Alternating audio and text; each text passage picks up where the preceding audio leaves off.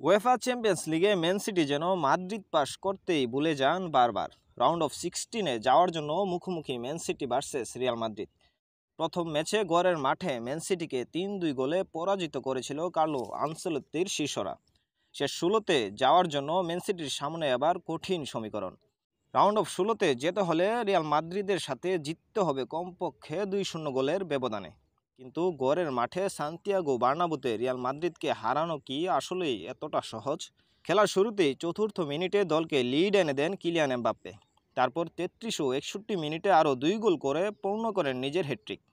92 মিনিটে ম্যান সিটির হয়ে নিকো গঞ্জালেজের সান্ত্বনামূলক গোল। সর্বশেষ 3-1 গোলে জয় নিয়ে 6-3 এগ্রিগেটে রাউন্ড অফ 16-এ রিয়াল মাদ্রিদ। চ্যাম্পিয়ন্স লিগের রাজা যারা, তাদেরকে হারাবেই বা কারা? রাউন্ড অফ 16-এ মাদ্রিদ মুখোমুখি হতে পারে অ্যাটলেটিকো মাদ্রিদ কিংবা বায়ার লেভারকুসেনের বিপক্ষে।